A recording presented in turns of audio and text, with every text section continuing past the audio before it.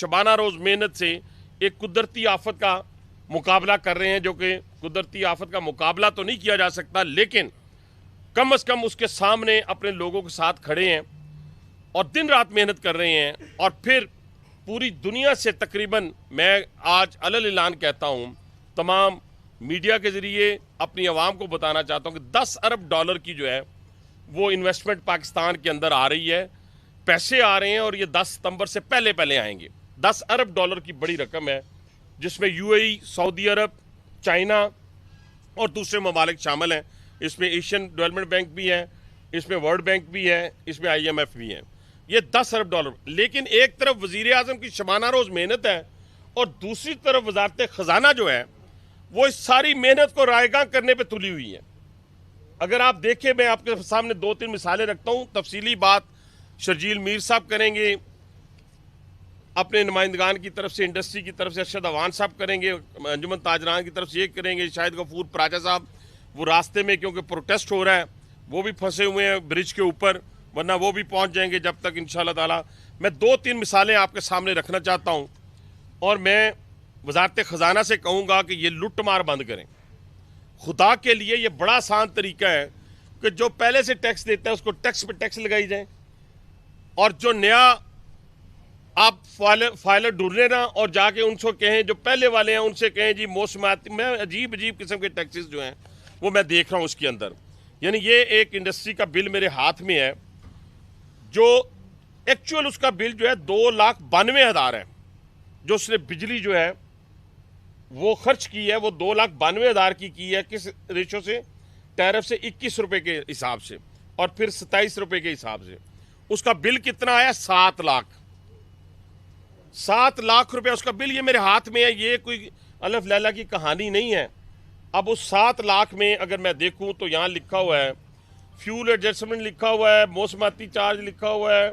अब तो हमें ये टैक्स जो लगे हैं, इनकम टैक्स लिखा हुआ है, जनरल सेल्स टैक्स लिखा हुआ है, इसके अंदर मसूल गवर्नमेंट रकम, इलेक्ट्रिसिटी ड्यूटी लिखी हुई है, FC चार्ज लिखा हुआ है, TR, मतलब कि 11 के करीब टैक्सेस जो हैं इसमें लगा के 4 लाख रुपया वसूल किया गया। इसके बाद आप आ जाए, एक और इंडस्ट्री का बिल है जो लास्ट मंथ उसका बिल आया 1,67,00,000 रुपया। आज उसका बिल आया 3,82,00,000 रुपया। वो खुदा का बंदो, ये तो बंद करके तो भाग जाएंगे, ये तो चले जाएंगे, ये तो गए। इसके बाद आ जाए आप, ये घरों के बिल मैंने मंगवाए हैं। ये हमने अपने इलाका से, सादकाबाद से, डोक काला खान से, डोक खब्बा से, ये सैटेलाइट टाउन के बिल नहीं मैंने मंगवाए। उसके बिल अगर आप देख लें तो 100 यूनिट एक बंदे ने खर्च किया है तो उसका आ रहा है 3500। 200 यूनिट का आप कह रहे हैं कि जी वो फ्री है, उसका आ रहा है 4,000, 5,000, और मेरे ड्राइवर का आया 16,000। कहने से मुराद ये है कि ये इतना बड़ा जुल्म है आम लोगों के ऊपर, और आम लोगों से सख्त ख़त्म होने के साथ साथ अब एक दुकानदार जो है, जो सुबह आता है और शाम को, रात को जाता है, बल्कि अपने बच्चों का पेट पाल के, वो भी बिजली का बिल देने से कासर है।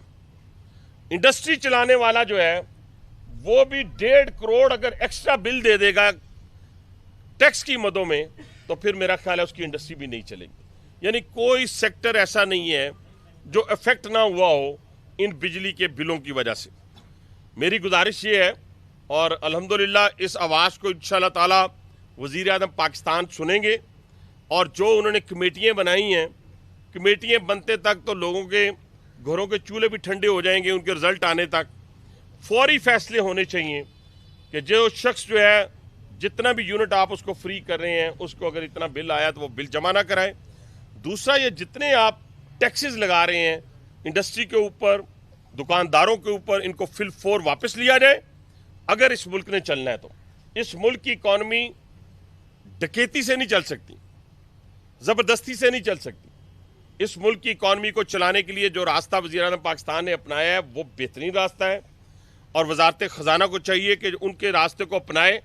अगर यही उनका स्टाइल रहा, यही बातें रहीं, यही जब आप बात करते हुए ये कहेंगे हाँ जी कोई नहीं जी दुनिया के अंदर ये हो गया। मैं तो कल एक अपनी ही, हमारी यहाँ पे वजारत ख़जाना की एक हमारी ज़िम्मेदार खातून है, उन्होंने जिस तरीके से डराया है, तो अगर डराना ही था تو پھر ڈرانے کے لیے اور لوگ کافی تھے ہمارے.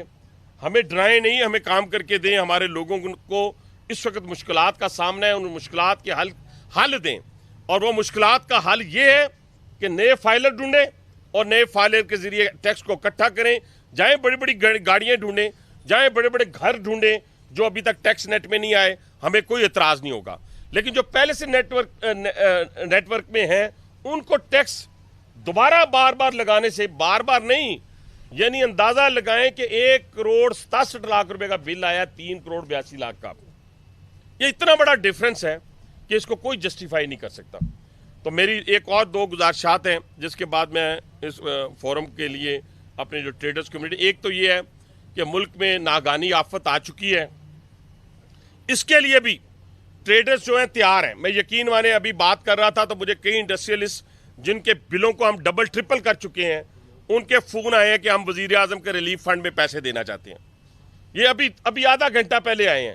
یہی لوگ تو ریڑھ کی ہڈی کی حیثیت رکھتے ہیں اس ملک کے اندر, اور اگر انہی کو آپ ایڈریس نہیں کریں گے, انہی کو آن بورڈ نہیں لیں گے, یہ آپ کے سٹیک ہولڈر ہیں, تو پھر آپ کس سے بات کریں گے. اور تیسری بات, یہ ناگہانی آفت کو لیے میں گزارش کروں گا تمام سیاسی پارٹیوں کو کہ خدا کے لیے 6 ماہ کے لیے اپنی تمام ایسی سرگرمیاں سسپینڈ کر دیں. اپنی ماں بہن بیٹیاں جو اس وقت گھروں سے بے گھر ہو کر سڑکوں پہ ہیں, گلیوں میں ہیں, اسکولوں میں ہیں, ان کا سایہ بنیں, ان کے سر پہ دوپٹے کا کام کریں, ان کے سر پہ سائے کا کام کریں, ہمارے بچوں کو لیں, ان کی کفالت کریں. یہ ساری چیزیں ساری سیاسی جماعتیں مل کے کریں. اور عمران خان صاحب, آپ سے بھی گزارش ہے, آپ کو بہت ہی اچھا لگتا ہے اپنے لیے فنڈ مانگنا. میں سیاسی بات اس لیے کر کے اس میں نہیں جانا چاہتا تھا, لیکن آپ سے گزارش ہے, اپیل کریں. آپ اس وقت پاکستان ڈوبا ہوا ہے, ڈوب رہا ہے, اپیل کریں. آپ اپنے لوگوں سے پیسہ مانگیں, اپنے لیے تو مانگتے ہیں, اپنے پاکستانیوں کے لیے بھی مانگیں, اپنے لوگوں کے لیے بھی مانگیں. آپ ایک یونیورسٹی جہاں 45 کے قریب لوگ پڑھتے ہیں اس کے لیے فنڈ مانگنے کے لیے تیار ہیں. آپ اپنے ہاسپٹل کے لیے فنڈ مانگ کے, خیراتی فنڈ مانگ کے اپنے جلسوں پہ لگانے کے لیے تیار ہیں, لیکن اس کے لیے بھی تو فنڈ مانگیں. یہ جو میری ماں بہن بیٹی جو ہے اور میرا بزرگ جو ہے, میرا نوجوان جو ہے, وہ چھت کے بغیر ہو گیا. ایک تو اس کے لیے تمام سیاسی جماعتوں کو ایک ہو کر سوچنا ہوگا, اور ہم انشاءاللہ تعالی اعلان کرتے ہیں تمام انجمن تاجران کے بہاف پر, ایک دکاندار ہونے کی حیثیت سے بھی اور ایک نمائندہ ہونے کی حیثیت سے بھی, انشاءاللہ تعالی اس معاملے میں ہم حکومت پاکستان کے ساتھ کھڑے ہیں, ان کی پشت پہ کھڑے ہیں, اور پشت پہ کھڑے ہو کر انشاءاللہ ہم اپنے ان جو سیلاب زدگان ہیں ان کی مدد کے لیے اپنا فرض سمجھ کے ہم انشاءاللہ کردار ادا کریں گے.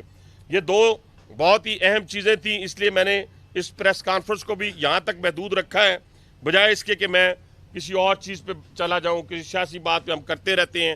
آج اگر ہم سیاست کے اندر ہیں تو اس پاکستان کی بدولت ہے, عزت اس پاکستان کی بدولت ہے, اور اس پاکستان کے قائم اور دائم رکھنے کے لیے ہم اپنی جانیں دینے کے لیے بھی تیار ہیں, مال دینے کے لیے بھی تیار ہیں انشاءاللہ تعالی.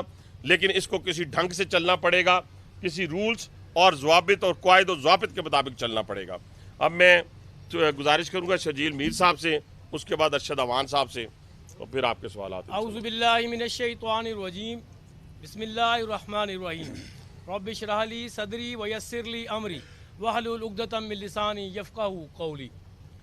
سب سے پہلے میں آپ تمام صحافی بھائیوں کا شکریہ ادا کرتا ہوں, اور اپریشیٹ کرتا ہوں میں حنیف عباسی صاحب کو کہ آج وہ حکومت کا حصہ ہوتے ہوئے انہوں نے ایک بولڈ سٹیپ لیا, اور اپنی کمیونٹی جو ان کی کمیونٹی ہے اس کے بارے میں انہوں نے آج کہا کہ میں پریس کانفرنس کروں گا. اس پہ اپریشیٹ کرتے ہیں ان کو.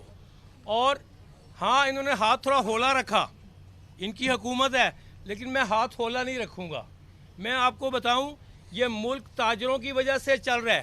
آج جو انہوں نے بل دکھائے, انڈسٹری کے بل دکھائے, کیا چاہتی ہے یہ حکومت؟ یہ وہ چھوٹی سی چھوٹی انڈسٹری ہے جہاں پہ کم سے کم 100 بندہ روزگار ہوتا ہے. یہاں پہ یہ روزگار مہیا کرتا ہے معاشرے میں.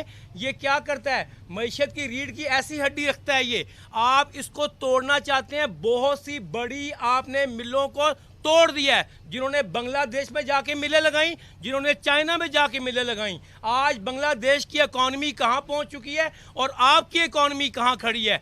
یہ وجہ صرف یہ ہے کہ آپ جب چلی ملی والے کو جو ایک چھوٹی سی فیکٹری چلائے اور اس کو آپ نے آ کے وزیر خزانہ بنا دیا ہے. ان کی سوچ یہاں تک محدود تھی. مہربانی فرما کر آپ تاجروں کے بارے میں سوچیں. ہم آپ کا حصہ ہیں.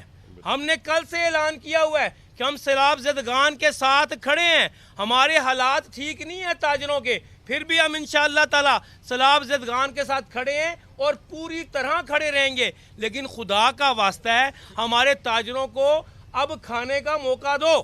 ان کے روزگار ختم ہوتے جا رہے ہیں. ان کے روزگار ختم ہو جائیں گے تو وہ لوگوں کو روزگار کیسے دیں گے؟ آپ کی معیشت کا پہیہ نہیں چل سکے گا تاجروں کے بغیر.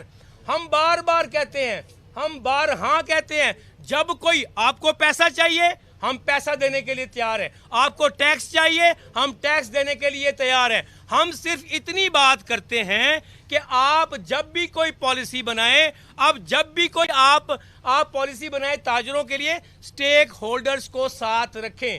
کیا پتا آپ کو ہم صحیح بتا سکیں جو ریونیو آپ جنریٹ کرنا چاہتے ہیں. کیا پتا آپ کم بتا رہے ہو اور ہم آپ کو طریقہ بتائیں تو آپ زیادہ ریونیو جنریٹ کر سکیں. ہم نے یہ تجربے کیے ہیں. ہم نے پراپرٹی ٹیکس والوں کو کہا کہ انہوں نے ایک ظالمانہ ٹیکس لگا دیا 2 سال پہلے. ہم نے ان سے کہا, میٹنگ کی, ان کو بٹھایا, سمجھایا کہ اس کو اس لحاظ سے اس طرح کیا جائے. اس سال 1.5 ارب روپے زیادہ اکٹھا ہوا. آج بھی سرٹیفکیٹ میرے پاس موجود ہے اس حکومت کی طرف سے. لہٰذا جب آپ سٹیک ہولڈرز کو ساتھ لے کے چلو گے, جب انڈسٹری کی بات ہو آپ کو چاہیے کہ ارشد ایوان صاحب کو بٹھائیں. جب ٹریڈرز کی بات ہو آپ کو چاہیے کہ ٹریڈرز کے نمائندوں کو ساتھ بٹھائیں. جب آپ ان کو بٹھائیں گے, ان کا ملک ہے اصل, یہ بڑے لوگ بھاگ جائیں گے, یہ ہم نے یہیں پہ رہنا ہے. اس لیے ہم بتائیں گے آپ کو کہ ہاں ہم پہ ٹیکس لگاؤ, ہم ٹیکس دیں گے تاکہ ہمارے ٹیکس کی وجہ سے ہمارے غریب کو سہولت میسر ہو.